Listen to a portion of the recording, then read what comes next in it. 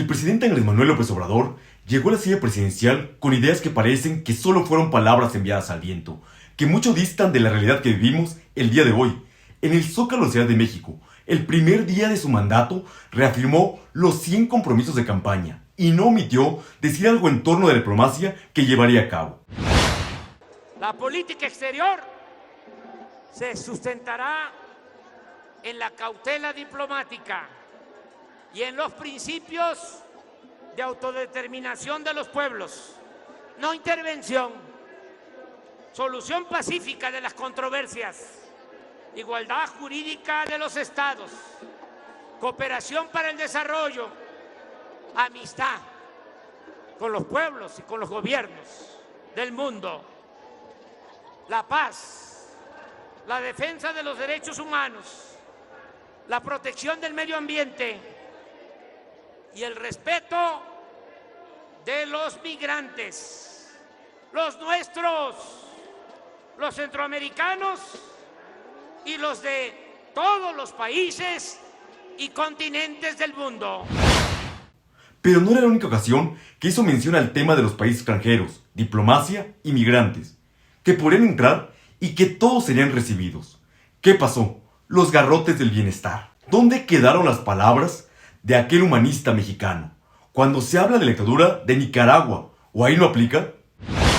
La pregunta es, ¿condena usted la violación a los derechos humanos de los 222 nicaragüenses y les ofrecería la nacionalidad mexicana?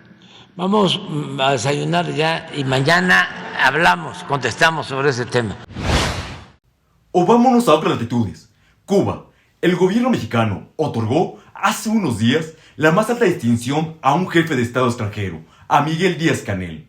Recordemos que tardó 6 semanas en reconocer el triunfo de Joe Biden como presidente de los Estados Unidos, bajo el argumento de que su gobierno no interviene en asuntos internos de otra nación. Y después, el golpe de Estado fallido de Pedro Castillo, expresidente de Perú, donde incluso los presidentes de América Latina de izquierda se expresaron en desacuerdo con las acciones y pedían legalidad. Acá en México, ¿qué hizo el presidente? Le abrió la embajada de México en Perú para que se fuera a refugiar, cosa que no logró porque lo arrestaron antes. Mandó un avión para sacar del país a la familia de Pedro Castillo, que aún sigue en México. Y lo que faltaba, rechazó el 17 de febrero entregar la presidencia de la Alianza del Pacífico a Perú, justificando que considera el gobierno de Dina Boluarte espurio. Le voy a dar instrucciones al secretario de Relaciones Exteriores que le notifique a los miembros del Grupo de Río qué hacemos, porque yo no quiero entregar a un gobierno que considero espurio. Lo que tal vez no recordó el presidente López Obrador es que todas las acciones, declaraciones e incluso omisiones en política internacional tienen sus consecuencias y a México ya le llegó en palabras de Dina Boluarte. Buenas noches. Rechazo enérgicamente las expresiones formuladas hoy por el presidente de México sobre asuntos internos del Perú y los inaceptables cuestionamientos que de manera reiterada formula sobre el origen constitucional y democrático de mi gobierno. El señor López ha decidido apoyar el golpe de Estado que diera el ahora expresidente Pedro Castillo el 7 de diciembre del año 2022, el mismo que generó el rechazo unánime de las instituciones que integran el orden democrático en el Perú y la decisión del Congreso de la República de vacarlo en el cargo con el voto de 101 de sus 130 parlamentarios, haciendo uso de una facultad que le reconoce la Constitución política. Con sus declaraciones, el señor López viola el principio del derecho internacional sobre la no injerencia en asuntos internos, así como aquellos referidos a la defensa y promoción de la democracia. El señor López ha decidido afectar gravemente las bicentenarias relaciones de respeto mutuo, amistad, cooperación y voluntad de integración que históricamente han unido al Perú y México, al privilegiar afinidades ideológicas en menoscabo de importantes procesos de integración que benefician a nuestros pueblos, como la Alianza del Pacífico. Teniendo en cuenta lo anterior, he dispuesto el retiro definitivo de nuestro embajador en los Estados Unidos mexicanos. Y de esta manera, las relaciones diplomáticas entre el Perú y México quedan formalmente a nivel de encargado de negocios. Muchas gracias. ¿En qué momento el gobierno de México pasó a reprimir migrantes que solamente pasan por nuestro país? El entregar a Díaz-Canel de Cuba la Orden del Águila Azteca. Ya llegamos a que se desvíe el tema de los expatriados por la dictadura de Nicaragua y con sus declaraciones provocar el retiro definitivo del embajador de Perú en México. De esta manera, las relaciones diplomáticas entre el Perú y México quedan formalmente a nivel de encargado de negocios. Todo esto en torno a uno solo de los 100 compromisos que dijo en el Zócalo de la Ciudad de México, de aquel que tiene como lema no mentir, no robar y no traicionar. Soy Josep Young, esto es Momento de Opinar. La parte restante del Plan B ha sido publicado en días pasados en el Diario Oficial de la Federación. La llamada cláusula de vida eterna quedó fuera de la reforma que está contemplada en dos paquetes. El primero, el publicado en el Diario Oficial de la Federación el 27 de diciembre del año pasado, que recae en la Ley General de Comunicación Social y en la Ley General de Responsabilidades Administrativas. Y la segunda, que contiene las modificaciones a la Ley General de Instituciones y Procedimientos Electorales, la Ley de Partidos Políticos, la Ley de Medios de Impugnación y la Ley Orgánica del Poder Judicial de la Federación. Por ello, a partir del día de hoy publicaremos en este canal un análisis a detalle de cada una de las modificaciones del llamado Plan B, abarcando en su totalidad las leyes y las afectaciones que tendrán para nuestra vida política electoral. Pero como toda historia, incluso la de terror, tiene un inicio. ¿Cómo surge el Plan B? El presidente de la República, el 28 de julio de 2021, en su conferencia matutina, nos avisaba a los mexicanos la reforma que enviaría al Congreso. Y sí vamos a presentar en su momento la reforma electoral en el Congreso. Sé que no les va a gustar a muchos, pero tenemos que hacerlo. Tuvo que pasar 9 meses desde ese aviso hasta abril de 2022, cuando fue que la presentó 18 artículos que modificaban la Constitución, los cuales daban un golpe brutal y certero al INE. Es más, lo desaparecían y creaban el INEC. Ante la negativa de los ciudadanos, las manifestaciones de los mismos y ver que no podían alcanzar los votos necesarios para la aprobación de la reforma, el 15 de noviembre del año pasado lo reconoció, y es cuando por primera ocasión escuchamos lo que conoceríamos como un Plan B. Pues es probable que yo envíe una reforma a la ley que no requiere de 2/3 partes. Un plan B.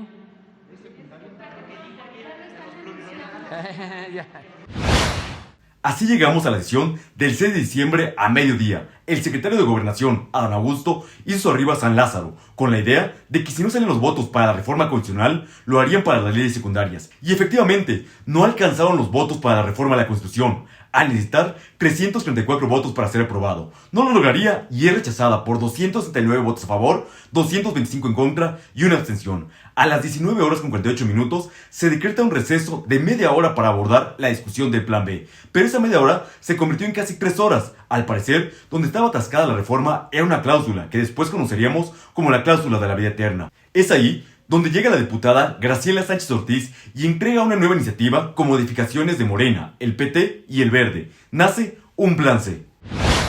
Hago entrega a usted de la versión con algunos cambios y modificaciones actualizada, una propuesta de reforma a 2 leyes que hacemos nuestra el Grupo Parlamentario de Morena, el Grupo del Partido del Trabajo y el Partido Verde Ecologista. Hago entrega.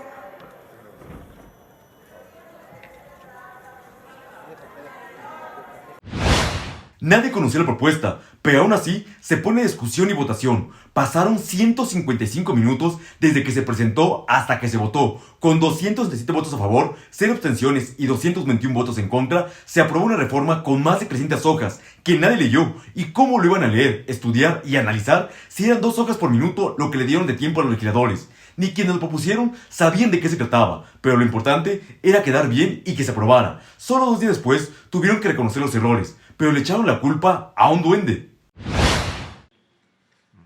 Como le llaman en el periodismo, el duende.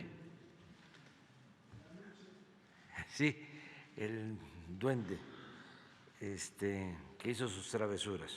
Pero bueno, se va a corregir. Por fin corrigieron la plana, o eso dijeron, y enviaron la versión corregida al Senado, nombrémosle un plan D. Ya en el Senado, la discusión subió de nivel legislativo y de argumentos, con una sesión que inició el 14 de diciembre y se extendió hasta las 7:30 de la mañana del día 15. 1,244 reservas a los artículos fueron desahogadas y nace el plan E, pero por los tiempos del periodo ordinario de sesiones se tiene que devolver a la Cámara de Diputados, regresar a los senadores y mandarlo al Ejecutivo para su aplicación. Ya no les dio tiempo, y es así que el primer día de febrero de este año se reanudó el periodo ordinario de sesiones y nuevamente, tras la incertidumbre y especulación de la cláusula de vida eterna, si podría incluirse o no y permitiría a los partidos transferirse votos y así mantener el registro sin que nadie haya votado por ellos, nace un plan F, que afortunadamente no se concretó. Así llegamos al pasado 2 de marzo, con la publicación en el Diario Oficial de la Federación. Con todo esto, ya tenemos certeza de lo aprobado, y es donde llegamos al análisis de ley por ley de las afectaciones, modificaciones de esta reforma política electoral. Empecemos por la primera ley, la Ley General de Procedimientos e Instituciones Electorales, lo que afecta directamente al INE y a sus trabajadores. La reforma a la Ley General de Instituciones y Procedimientos Electorales, LEGIPE, contempla la estructura organizacional del INE en todos sus órganos concentrados. Elimina las 300 juntas ejecutivas distritales, que son las encargadas de realizar el trabajo sustantivo en todo el territorio nacional para la preparación, organización y celebración de las elecciones. Las juntas ejecutivas distritales estaban integradas por 5 vocalías: la ejecutiva, secretarial, de capacitación electoral y educación cívica, de organización electoral y el registro federal de electores. En lugar de esos 300 cuerpos ejecutivos colegiados, se propone que exista, en el mejor de los casos, una oficina auxiliar ocupada por una sola persona, una vocalía operativa, que tendría bajo su responsabilidad las tareas legales que hoy corresponden, como lo marca la Constitución, a órganos ejecutivos y no de una sola persona. Asimismo, se contempla reducir la estructura de las 32 juntas locales ejecutivas, que de 5 vocalías pasan a 3, al eliminar la vocalía secretarial y fusionar la organización electoral con la de capacitación y educación cívica. A nivel distrital, se lesionan las tareas de actualización del padrón electoral y el listado nominal de electores, la depuración del mismo, así como la supervisión y seguimiento de las actividades que realizan los módulos de atención ciudadana, donde la ciudadanía tramita su credencial para votar. La reforma plantea que los módulos de atención ciudadana deberán instalarse preferentemente en oficinas gubernamentales, escuelas o centros de salud, donde no hay garantía de que exista la infraestructura informática mínima de transmisión y resguardo de datos personales que permitan proteger datos sensibles, como lo son las fotografías y las huellas de cada ciudadano mexicano. La desaparición de los vocales de capacitación en los 300 distritos electorales implica dañar las tareas de educación cívica permanente, pero sobre todo, no contar con el personal capacitado que está encargado de capacitar a 12 millones de ciudadanos y ciudadanas cada elección federal para integrar las mesas directivas de casilla. El personal especializado a cargo de esta tarea simplemente desaparece con esta reforma, que compromete la instalación de las casillas y con ello arriesga el ejercicio del derecho del voto de cada ciudadano. Solo hay que recordar que la Constitución Política de los Estados Unidos Mexicanos señala en su artículo 41, base quinta, apartado A, que los órganos ejecutivos y técnicos del INE contarán con personal técnico capacitado necesario, lo cual se contraviene con la reforma a la LEGIPE. Es por ello que las modificaciones, además de comprometer el ejercicio del voto libre, resultan contrarias a nuestra Constitución. La desaparición de las juntas ejecutivas distritales y la afectación a la estructura de las juntas ejecutivas locales implica una reducción del Servicio Profesional Electoral Nacional, que equivale al 84.6% de su personal. En un primer análisis, y hago especial mención que es un primer análisis que de gran medida está incompleto debido a la falta de claridad e imprecisiones de la reforma, porque no especifica como debería de ser. Se identifica que de las 2.571 plazas de cargos y puestos que conforman actualmente la estructura del Servicio Profesional Electoral del Sistema Nacional del INE, la reforma solo contempla mantener 396, lo que significaría en conjunto que la disminución de la estructura sería, como se ha mencionado, el 84.6 respecto a la conformación actual. La situación del personal profesional por contrataciones temporales de gente que no se habrá sometido a estrictos procesos de selección con el concurso público para el ingreso profesional al Servicio Electoral Nacional no permitirá garantizar la independencia, profesionalismo, solvencia técnica y compromiso de quienes resulten solamente por un tiempo ocasional. Se espera que en los próximos días los trabajadores del INE inicien una oleada de juicios electorales para proteger sus derechos laborales. Recordemos que con la consulta de revocación del mandato, el Tribunal Electoral y la Suprema Corte de Justicia de la Nación emitieron resoluciones donde establece claramente que no se pueden afectar los derechos de los trabajadores en aras de la llamada austeridad, ya que de lo contrario, la reforma impactaría fuertemente en las finanzas del INE, pues propone liquidar a miles de personas, quienes por concepto de compensación por término de esta relación laboral tienen derecho, por manera legal, a recibir 3 meses de remuneración y adicionalmente 20 días por cada año de servicio. En resumen, el 84.6 de los trabajadores del SPEN se verán afectados y también afectadas miles de familias. La rama administrativa la eliminan completamente de un plumazo. Si usted cree que el golpe o el intento de deshazar al INE es grave, espere la próxima entrega el día de mañana. Lo que pretenden hacer con el voto de los mexicanos en el extranjero lo va a dejar sorprendido. Así que suscríbanse al canal, activen las notificaciones, dejen sus comentarios. Soy Yusef Young, esto es Momento de Opinar.